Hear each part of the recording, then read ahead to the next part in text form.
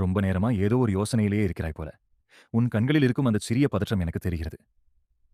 உண்மையைச் சொல்லப்போனால், நீ இப்போது இந்த செய்தியை படித்துக் கொண்டிருக்கிறதற்கு பின்னால் ஒரு காரணம் இருக்கிறது. இது எதேச்சையாக உன் கண்களுக்கு பட்டது இல்லை. உன் மனசில் இருக்கும் எண்ணங்களுக்கும் சந்தேகங்களுக்கும் ஒரு பதில் தேடி நீ வந்திருக்கிறாய். அதற்கான அருளும் தெளிவும் கிடைக்க நான் உன்னோடு இருக்கிறேன். சில நிமிஷங்கள் அமைதியாக இதைப் படி. உன் மனசுக்கு ஒரு லேசான நிம்மதி கிடைக்கும். நம்பிக்கையோடு மனசுக்குள்ளே சொல்லிக்கோ, முருகா, நான் கேட்கிறேன்.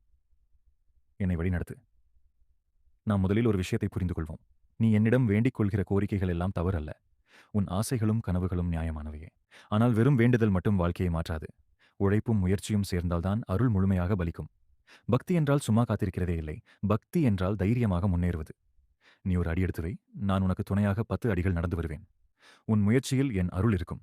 உன் வியர்வையில் உன் வெற்றி மறைந்திருக்கிறது. நீ என்னை நேசிக்கிறாய் என்று சொல்கிறாயே, அப்படியானால் என் படைப்புகளையும் நேசி. உன்னால் முடிந்த அளவு மற்றவர்களுக்கு உதவி செய். கஷ்டப்படுகிற ஒருவருக்கு நீ செய்யும் சிறிய உதவி கூட எனக்கு நீ செய்யும் பெரிய பூஜையை விட மேலானது. நீ மற்றவர்களின் கண்ணீரை துடைத்தால் நான் உன் கவலைகளை துடைப்பேன். நீ நல்லதை விதைத்தால் நல்லதை அறுவடை செய்வாய். இன்னொரு விஷயம் நினைவில் வை. இல்லாததை நினைத்து வருந்துகிறாய். ஆனால் உன்னிடம் இருக்கும் பல நல்ல விஷயங்களை நீ கவனிக்காமல் போகிறாய்.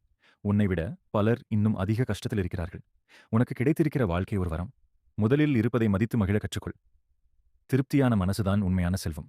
பேராசை நிம்மதியை கெடுக்கும். நன்றி உணர்வு மகிழ்ச்சியை அதிகரிக்கும். உன் உடம்பையும் மனசையும் சுற்றியுள்ள சூழலையும் சுத்தமாக வைத்துக்கொள். சுத்தமான இடத்தில் நல்ல எண்ணங்கள் வளரும். சுத்தமான மனதில் அமைதி குடியிருக்கும். கோபம், பொறாமை, வெறுப்பு போன்ற எண்ணங்களை மனசில் சேமித்து வைக்காதே. அந்த மனசில்தான் நான் இருக்க வேண்டும் என்று நீ நினைக்கிறாய். அப்படியானால் அந்த இடம் அமைதியாகவும் அழகாகவும் இருக்க வேண்டும். மனசு தெளிவாக இருந்தால் நான் காட்டும் வழி உனக்கு எளிதாக தெரியும். இன்னும் ஒரு முக்கியமான விஷயம். வாழ்க்கையை பார்த்து பயப்படாதே. கஷ்டங்கள் பெரிய மலை போல தோன்றலாம். ஆனால் அந்த மலையை உடைக்கும் வேல் உன்னிடமே இருக்கிறது. அந்த வேல் என்ன தெரியுமா? அது உன் தைரியம், உன் நம்பிக்கை, உன் நல்ல மனசு. துணிச்சலாக முடிவெடு. பயத்தை தள்ளிவிடு. நான் உன்னோடு இருக்கிறேன். ஆனால் ஓரிடத்தில் மட்டும் பயம் இருக்கட்டும். தவறு செய்யும் முன்வரும் பயம். யாரையும் காயப்படுத்தக்கூடாது என்ற பயம். அதர்மத்தை தவிர்க்கும் பயம்.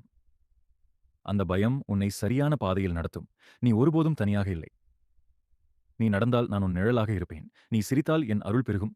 நீ விழுந்தால் நான் எழுப்புவேன். உன் மனசு கலங்க வேண்டாம். நம்பிக்கையோடு முன்னேறு. நல்ல நாட்கள் உன்னை நோக்கி வந்து கொண்டிருக்கின்றன. முருகன் அருள் உன்னோடு என்றும் இருக்கும். வாழ்க்கையை தைரியமாக வாழு. நான் இருக்கேன்.